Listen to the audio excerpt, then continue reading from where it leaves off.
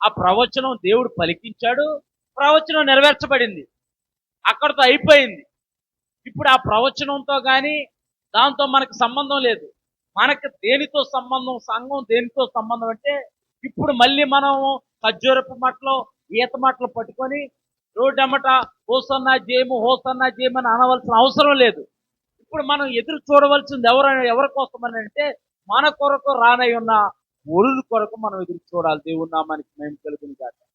ఇంకా ఆచార సంబంధమైన అలవాట్లలో, ఆచార సంబంధమైన కట్టుబాట్లలో క్రైస్తవత్వం ఉండకూడదు. మార్గం అయితే నిత్య జీవానికి తీసుకెళ్తుంది, మతం అయితే మతపరమైన ఆచారబద్ధమైన బంధకాల్లోనే పట్టుబడి ఉంటుంది. ఆ ప్రవచనం దేవుడు మాట్లాడాడు ఇశ్రాయేలు ప్రజల కొరకు. యేసు ప్రభువారు వచ్చారు, ప్రవచనాన్ని నెరవేర్చాడు 500 ఏళ్లకు. ఆ ప్రవచనం అక్కడితో అయిపోయింది. ఇప్పుడు దేవుడు మనకు ఒక ప్రవచనం ఇచ్చాడు. ప్రకటన గ్రంథము 19వ అధ్యాయము 11 నుంచి 15 వరకు మనం చదివితే, మరియు పరలోకము తెరవబడి ఉండుట చూచిని, అప్పుడు ఇదిగో తెల్లని గుర్రము ఒకటి కనబడెను, దాని మీద కూర్చుని ఉన్నవాడు నమ్మకమైన. కూర్చున్నవాడు ఎవరంట? అక్కడ మనం గాడిద పిల్ల మీద కూర్చున్నవాడిని ఒకరిని చూసాము. ఆయన శాంతి స్వరూపుగా వచ్చాడు. ఆయన ఎలా ఉన్నాడంట? దీనుడంట, ఆయన నీతిపరుడంట. ఆయన ఒకసారి చదువునాను అది. ఇది మత్తయి సువార్త కానీ జకర్యా గ్రంథం నేను చదువుతాను. ప్రకటన గ్రంథం తీసుకో. సియోను నివాసులారా బహుగా సంతోషించుడి, యెరూషలేము నివాసులారా ఉల్లాసముగా ఉండుడి. ఇదిగో నీ రాజు నీతిపరుడు, రక్షణ గలవాడు. అంటే మిమ్మల్ని రక్షించడానికి వచ్చాడు. ఆయన నీతిపరుడు, నిష్కలంకుడు, పాపుల్లోని చేరక ప్రత్యేకమైన వాడు. మిమ్మల్ని రక్షించడానికి ఆయన వచ్చాడు. ఆయన శాంతి స్వరూపుగా వచ్చాడు. ఆయన తను తాను తగ్గించుకొని వచ్చాడు. ఇప్పుడు ఆ ప్రవచనం నెరవేర్చబడింది, అయిపోయింది. ఇప్పుడు దేవుడు సంఘానికి ఇచ్చిన ప్రవచనం కొరకు సంఘం ఎదురు చూడమంటున్నాడు. దేవుని నామానికి మహిమ కలుగును గాక. ఇప్పుడు మనం ప్రకటన గ్రంథం చదువుతున్నాం 19వ అధ్యాయం 11వ వచనం నుంచి. ఇక్కడ ఒక యోహాను భక్తుడు, యేసు ప్రభువారి ప్రియ శిష్యుడైన యోహాను భక్తుడు పద్మాసు ద్వీపంలో ఉన్నప్పుడు ఒక దర్శనాన్ని చూస్తూ రాస్తున్నాడు అక్కడ ప్రకటన గ్రంథాన్ని. ఇక్కడ ఆకాశం తెరవబడి ఉండుటయు, ఒక వ్యక్తి తెల్లటి గుర్రం మీద వస్తున్నాడు. ఆయన మొదటి కాడ నుంచి చదువున్నాను, ఇదే వచ్చి. మరియు పరలోకము తెరవబడి ఉండుట చూచితిని, అప్పుడు ఇదిగో తెల్లని గుర్రం ఒకటి కనబడెను, దాని మీద కూర్చొని ఉన్నవాడు నమ్మకమైన వాడు. దేవుని నామానికి మహిమ కలుగును గాక. చదువున్నాను. సత్యవంతుడు, నమ్మకమైన వాడు, సత్యవంతుడు, అనునామము గలవాడు. ఆయన నీతిని బట్టి విమర్శ చేయటం. అంటే నీతిని బట్టి అంటే భూలోకంలో దేవుని యొక్క నీతి ఒకటి ఉంది. నీతిని అనుసరించి నడవట్లేదు. అందుకే రోమీయులకు రాసిన పత్రికలో దేవుని యొక్క వాక్యం ఈ విధంగా చెబుతుంది: అందరూ పాపము చేసి దేవుడు అనుగ్రహించి మహిమను పొందలేకపోతున్నారు, నీతిమంతుడు లేడు, ఒక్కడునూ లేడు. ఇక్కడ దేవుడు సంఘంకి ఇచ్చిన ప్రవచనం కొరకు సంఘం ఎదురు చూడాలి. అంత్య దినాల్లో మనం ఒక్కసారి ప్రపంచాన్ని మనం చూస్తూ ఉంటుంటే, అమెరికా, ఇజ్రాయేల్ కలిసి తన శత్రు దేశాల మీద దాడులు చేస్తున్నాయి. ప్రపంచం అంతటికి కేంద్ర బిందువు ఏంటంటే ఇజ్రాయెల్ దేశం. భారతదేశంలో ఒక యుద్ధం జరిగిందనుకో, ప్రపంచ దేశాలకు వచ్చే నష్టమేమీ లేదు. కానీ ఇజ్రాయెల్ చుట్టుపక్కల ఉన్న దేశాల్లో యుద్ధం జరిగితే కనుక ప్రపంచ దేశాన్ని అంతటికీ ముప్పు. ఇజ్రాయెల్, అమెరికా కలిసి ఇరాన్ పై యుద్ధం చేస్తూ ఉంటే మనకి గ్యాస్ లేకపోవటం ఏంటి, అన్ని రేట్లు పెరగటం ఏంటి, పేపర్తో సహా రేటు పెరుగుతుంది. పేపరు పుస్తకాలతో సహా పేపరు, ఇనుము రేటు పెరుగుతుంది, అన్ని రేటు పెరుగుతున్నాయి. వస్త్రాల రేటు పెరుగుతుంది. ఏంటంటే అక్కడ యుద్ధం జరుగుతుంది, ఎగుమతి దిగుమతి లేదు, అల్లాడిపోతుంది భారతదేశం. ఎందుకనంటే ఇజ్రాయేల్ దేశము ప్రపంచ దేశాలకు కేంద్ర బిందువు. దేవుని నామానికి మహిమ కలుగునుగా. ఆయన వచ్చాడు, ప్రవచనాన్ని నెరవేర్చాడు, వెళ్ళిపోయాడు. ఇప్పుడు మరలా వస్తున్నాడు. మరలా కూడా ఎవరి కోసం వస్తున్నాడు? ఇజ్రాయేల్ కోసమే వస్తున్నాడు మరలా కూడా. కానీ ఇజ్రాయేల్ కోసము భూమి మీద అడుగు పెట్టబోయే లోపల సంఘము ఎత్తబడితే దేవుని నామానికి మహిమ కలుగునుగా. ఇజ్రాయేల్ కోసము, ఇజ్రాయెల్ చుట్టూ ఉన్న దేశాలన్నీ కలిసి ఇజ్రాయెల్ మీద మూకుమ్మడిగా దాడి చేయాలని చూసినప్పుడు, ఇజ్రాయేల్ నిస్సహాయ స్థితిలో దేవుడికి మొరపెడుతున్నప్పుడు ఆయన ఆ యొక్క మధ్య ఆకాశం నుంచి ఇజ్రాయేల్ దేశంలో ఉన్న ఒలీవాల కొండ మీద నుంచి ఆయన ఎలాగైతే పరలోకానికి ఆరోహణం అయ్యాడో అదే ఒలీవా కొండ మీద ఆయన కాలు పెట్టబోతున్నాడు. దేవుని నామానికి మేము కలుగును గాక. మత్తయి సువార్త 24వ అధ్యాయము 25వ వచనాల్లో మనం చూస్తే, అంత్య దినముల్లో అపాయకరమైన కాలాల్లో ఇవన్నీ జరుగుతూ ఉంటాయి. ఇప్పుడు ఇది 3వ ప్రపంచ యుద్ధానికి దారితీస్తుంది. నిన్న ఇజ్రాయేలు, అలాగే ఇరాను, అమెరికా కూడా శాంతి చర్చలు జరిపాయి, కానీ శాంతి చర్చలన్నీ విఫలమైపోయాయి. ఇజ్రాయేల్ అంటుంది ఇరాన్ అంతు చూస్తానంటుంది. ఇజ్రాయేలు ఇరాన్ అంతు చూస్తానంటుంది. మా జోలికి ఎవరైనా వస్తే మేము వదిలిపెట్టమంటుంది. మేము ఎవరి జోలికి వెళ్ళట్లా, మా జోలికి వస్తే మేము వదిలిపెట్టం. ఇప్పుడు మనందరం కూడా అయ్యో ఇరాన్పై దాడి చేస్తున్నారు, ఇరాన్పై దాడి చేస్తున్నారు, ఇరాన్పై దాడి చేస్తున్నారు అని అంటున్నాం. అక్కడున్న ఉగ్రవాదులను ప్రోత్సహించి ప్రేరేపించి వాళ్ళకి ఆయుధాలు సప్లై చేసింది ఇరాను, ఇరాకే. అవన్నీ కూడా ఇజ్రాయెల్ దేశం మీదకి పంపబడ్డాయి. చాలా చాలా ఉగ్రవాద సంస్థలు పుట్టుకొచ్చాయి. వాటిలన్నింటినీ ఒక్కొక్కటిగా నిర్మూలన చేసుకుంటూ వస్తున్నారు. మనమన్నా ఇలా ప్రశాంతంగా ఉన్నాం. మన మీద దాడి చేస్తే పాకిస్తాన్, చైనా దాడి చేసిందని అంటే ఎప్పుడో ఒకసారి దాడి చేస్తుంది. అక్కడ యుద్ధం ఎప్పుడు జరుగుతూనే ఉంది. దాదాపు కొన్ని సంవత్సరాల నుంచి యుద్ధం జరుగుతూనే ఉంటుంది. వారికి సర్వసాధారణమైపోయింది యుద్ధం. అంటే వారు ఎప్పటి నుంచో పోరాడుతూనే ఉన్నారు. వారు ఇప్పటి నుంచి కాదు, ఆ యొక్క ఇజ్రాయెల్ దేశం ఏర్పడిన దగ్గర నుంచి కూడా ఐగుప్తులో 400 సంవత్సరాలు బానిసత్వంలో ఉన్నారు. తర్వాత విడిపించబడ్డారు. తర్వాత శత్రువులు వచ్చారు, నెబుకద్నెజరు వచ్చాడు, అషూరు దండు వచ్చింది, వారిని బానిసలుగా తీసుకెళ్లిపోయారు. మళ్ళీ దర్యావేషు, కోరేషు రాజు వారిని విడిపించి మీ దేశానికి మీరు వెళ్ళిపోయిండి అని అన్నారు. కోరేషు రాజ్యమే, పారసీక రాజ్యమే ఇప్పుడున్న ఇరాన్ రాజ్యం. దాన్ని ఎవరు ఆక్యుపై చేశారంటే ఈ ముస్లిమ్స్ ఆక్యుపై చేశారు. దాన్ని ఆక్యుపై చేసి వీరి మతాన్ని వారు ఎస్టాబ్లిష్ చేయాలని చూసి, ఎవరైతే పర్షియన్స్ అంటారన్నమాట, దర్యావేషు అంటే పర్షియన్స్, వీళ్ళకు ఒక మత గ్రంథం ఉంది, వీళ్ళకి కొన్ని ఆచారాలు ఉన్నాయి. వీళ్ళు ఏంటంటే ఎదుటి వాడికి ఏది మేలు చేస్తే అదే తిరిగి వచ్చిందని నమ్ముతారు. వీరు అగ్నిని దేవుడిగా పూజిస్తారు. ఈ పర్షియన్స్ అందరినీ అనకొట్టేయాలని చూసేసి వీరందరిని చంపించేయటం మొదలు పెట్టారు. వాళ్ళు ఏం చేశారు, కొన్ని నెలల క్రితం, దాదాపు 6 నెలల క్రితము, మాకు కోరేషు రాజ్య పరిపాలన కావాలి అంటే తిరగబడిన వాళ్ళందరినీ కూడా చంపించేసింది ఇరాన్ ప్రభుత్వం. అందుకోసము ఒకప్పుడు ఈ పర్షియన్ అంటే దర్యావేషు రాజే ఇజ్రాయేల్ కట్టబడటానికి మూల కారకుడు అయ్యారు. కనుక ఇప్పుడు ఈ యొక్క పర్షియన్ని, ఈ యొక్క పర్షియన్స్ పీపుల్స్ ని విడిపించాలని చెప్పేసి వీరి కోసం యుద్ధం చేస్తుంది ఇజ్రాయేల్. అక్కడ యుద్ధం చేస్తా ఉంటుంటే ఇక్కడ మనకు తడిసిమోపుడంత అవుతుంది. గ్యాస్ దొరకట్లేదు, పెట్రోల్ దొరకట్లేదు, పెట్రోల్ రేట్లు పెరిగిపోతున్నాయి. దాన్ని ఏమంటారు, స్టాక్ మార్కెట్ విలువలు పడిపోతున్నాయి. చాలా భయానకమైన వాతావరణంలో ఉంది. ఇది 3వ ప్రపంచ యుద్ధానికి కూడా దారి తీస్తుందని అనేక మంది విశ్లేషకులు, బైబిల్ పండితులు అంటున్నారు. మన ప్రపంచ దేశాల్లో ఇప్పటికీ కూడా అనేక ప్రాంతాల్లో యుద్ధము, ఆధిపత్య పోరు, కుల వివక్షణ ఇంకా జరుగుతూనే ఉంటుంది. అక్కడక్కడ భూకంపాలు, కరువులు వస్తూ ఉన్నాయి. అనేక ప్రాంతాల్లో కరువులు వస్తూ ఉన్నాయి. అనేక ప్రాంతాల్లో విపరీతమైన వర్షపాతం నమోదవుతుంది. ఇవన్నీ రాకడ సూచనలు, గుర్తులు. నా ప్రియమైన దేవుని సంగతి, ఇప్పుడు మనము యెరూషలేము వచ్చిన యేసు ప్రభు వారిని చూడటం కాదు, వధువు కొరకు తన సంఘం కొరకు రాబోతున్న వరుడైన యేసు ప్రభు వారిని మనం చూడాలి. ఇప్పుడు చదువున్నాను. ప్రకటన గ్రంథం.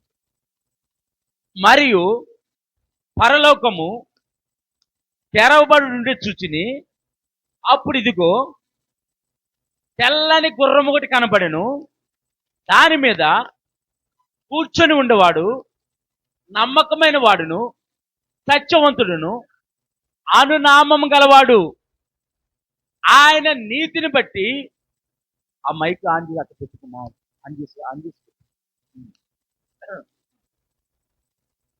ఆయన నీతిని బట్టి విమర్శ చేయుచు యుద్ధము జరిగించుచున్నాడు. ఆయన నేత్రములు ఇప్పుడు అగ్ని జ్వాలలు, ఉగ్రుడై వస్తున్నాడు ఆయన. ఒకప్పుడు శాంతి స్వరూపుగా వచ్చాడు, ఆయన రక్షకుడిగా వచ్చాడు. ఇప్పుడు నీతిని బట్టి విమర్శ చేయడానికి ఉగ్ర రూపంతో రాబోతున్నాడు. చదువు. ఆయన నేత్రములు అగ్ని జ్వాల వంటివి, ఆయన శిరస్సు మీద అనేక కిరీటములు. అప్పుడేం జరిగింది? ఇజ్రాయెల్ ప్రజలు, ఈ యొక్క యూదులు, వీరందరూ కలిసి ఆయనకి ముళ్ళ కిరీటం పెట్టారు. ముళ్ళ కిరీటం చేత బాధించబడ్డాడు. ఇప్పుడు ఆయన తల మీద అనేక కిరీటాలు ఉన్నాయి. ఆయన ఇప్పుడు రాజుగా రాబోతున్నాడు. అప్పుడు ఎదురు చూశారు ఇజ్రాయెల్ ప్రజలు, మాకు రాజు వస్తాడేనని. అప్పుడు ఆయన రక్షకుడిగా శాంతి స్వరూపుగా వచ్చాడు. ఇప్పుడు ఆయన ఇజ్రాయెల్ని పరిపాలించే, 1000 ఏళ్ల పరిపాలన చేయబోయే, భూలోకమంతా శాంతి సమాధానాలతో పరిపాలన చేయబోయే రాజు రాబోతున్నాడు. ఆయనే ప్రభు అయిన యేసుక్రీస్తు. దేవుని నామానికి మహిమ కలుగును గాక. చదువమ్మ. రాయబడిన ఒక నామము ఆయనకి కలదు, అది ఆయనకే గాని మరి ఎవరికి తెలియదు. దేవుని నామానికి మహిమ కలుగును గాక. ఆయనకు ఒక నామం ఉంది, అదే అన్ని నామముల కన్నా పై నామం. దేవుని నామానికి మహిమ కలుగును గాక.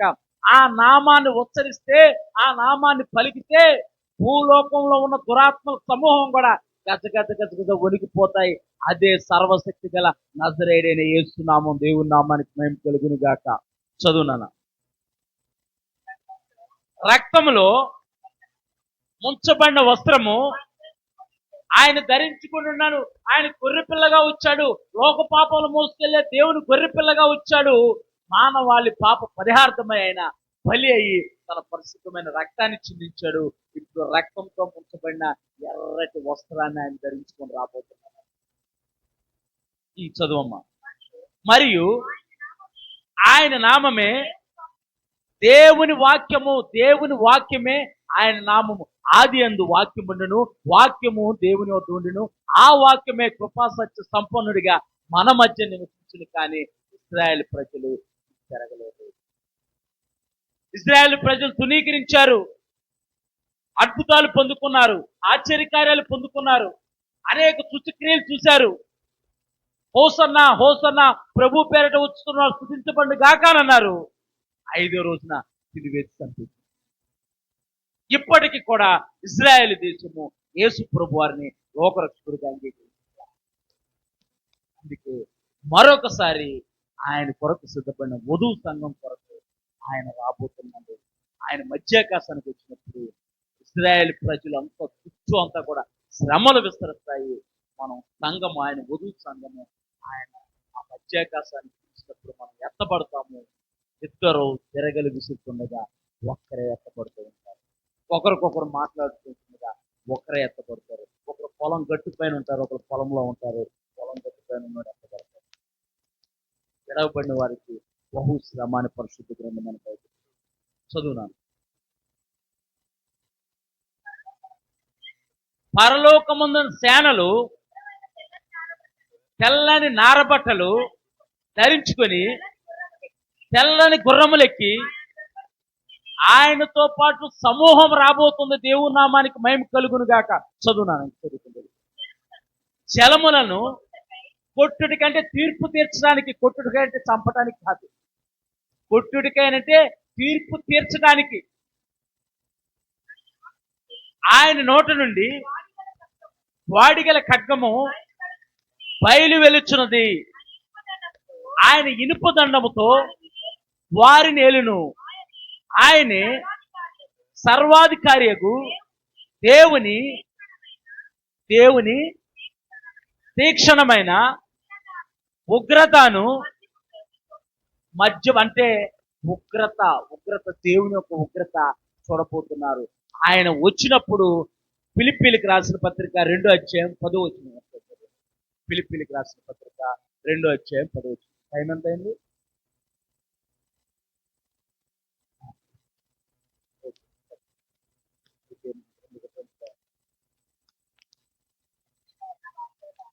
భూమి మీద ఉన్న వారిలో కానీ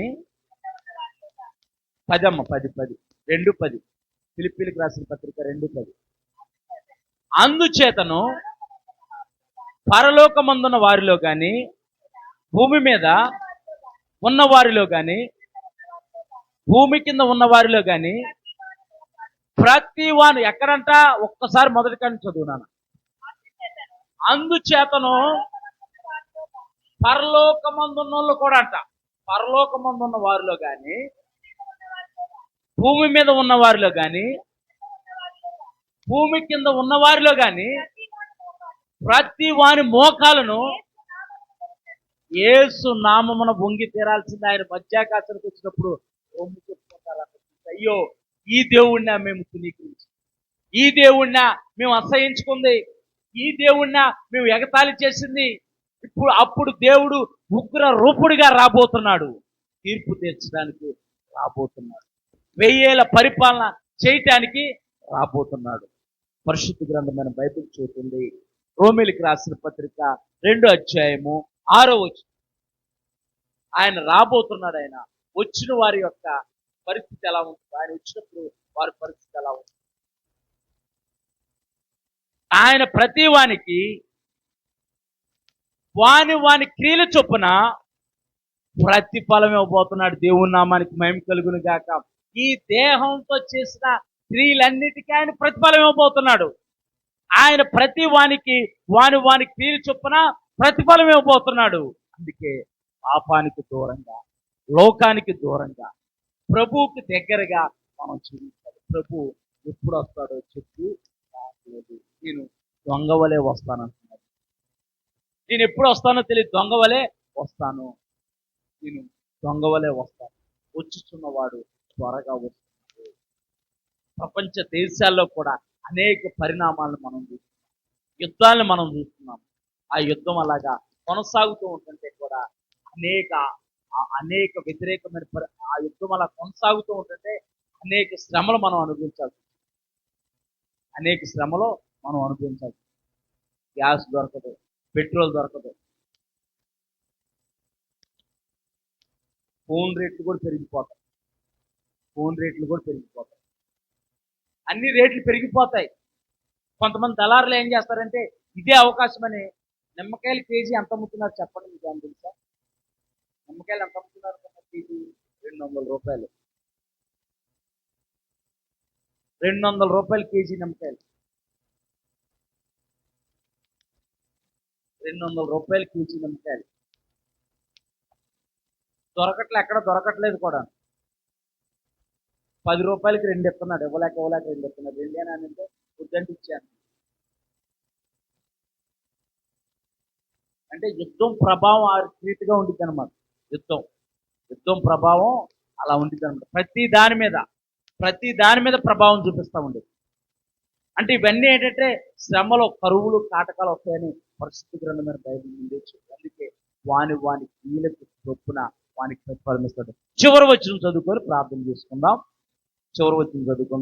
ప్రకటన గ్రంథం 22:12. ప్రకటన గ్రంథం 22:12. ఇదిగో త్వరగా వస్తున్నాడు ప్రభు అంటున్నాడు. ఇదిగో నేను త్వరగా వస్తున్నాను, వాని క్రియల చొప్పున ప్రతి వానికి ఇచ్చుటకు నేను సిద్ధపరిచిన జీతము ఆయన వద్ద ఉంది. దేవుని నామానికి మహిమ కలుగును గాక. ఆయన కొరకు సిద్ధపరచబడిన మనకు ఆయన జీతం అవడానికి రాబోతున్నాడు. ఆయన తునీకరించిన వారికి కూడా ఆయన జీతం ఇవ్వడానికి రాబోతుంది.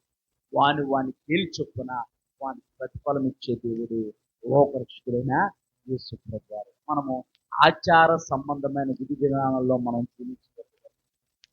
ప్రభు మార్గాన్ని వెతికేవారుగా, ప్రభు చిత్తాన్ని నెరవేర్చేవారుగా ఉండాలని ప్రభు కోరుకుంటున్నారు. ఆయన కోరుకున్నది ఒకటే, ఆయన రూపంలోనికి, ఆయన గుణగణాల్లోనికి, ఆయన స్వరూపంలోనికి ఆయన వధువు సంఘం మార్చబడి ఆయన కొరకు సిద్ధపరచబడాలి. అట్టి కృప దేవుడు మనందరికీ అనుగ్రహించును గాక. అందరం కూడా ప్రార్థన చేద్దాం. అందరం కూడా ప్రార్థన చేద్దాం. ప్రభువా, నాయన ఆచార సంబంధమైన భక్తి విధానాల్లో నేను జీవించకుండా వచ్చుచున్న వాడివి నువ్వు త్వరగా వస్తున్నావు గనక నీ కొరకు మేము సిద్ధపరచబడాలి ప్రభువా. అయ్యా, నీ కొరకు సిద్ధపడే వధువు సంఘంగా మా జీవితాలను మార్చండి. మీ ప్రేమతో మమ్మల్ని నింపండి. అయ్యా, నీ గుణగణాలతో మమ్మల్ని నింపండి. నీ గుణాతిశయాలను ప్రచురపరిచే వారిగా మా జీవితాలను మీరు మార్చండి ప్రభు అంటూ ప్రభు వైపు చూద్దాం. అయ్యా, నా పొరపాటుని, నా అవిధేయతని, నా అజ్ఞానాన్ని క్షమించు ప్రభు అంటూ ప్రభు యొక్క పాదాలు మనం పట్టుకుందాం. ఆయన క్షమించుటకు సిద్ధమంచు కలవాడు. ఇప్పుడున్న లోకంలో ఉన్న పరిస్థితి చూస్తుంటే చాలా భయానకమైన వాతావరణము లోకంలో కనబడుతుంది. మనము గుర్తెరగాలి, పరిస్థితులన్నీ గుర్తెరగాలి. మనం అజ్ఞానుల వలె కాకుండా జ్ఞానుల వలె మనం ఉండాలని ప్రభు కోరుకుంటున్నాడు. కనుక పూర్ణుడా, సహాయకుడా, నీకు వందనాలు తండ్రి. మా అపరాధాలు క్షమించండి, మా పాపములు క్షమించండి, మా దోషములు క్షమించండి ప్రభా.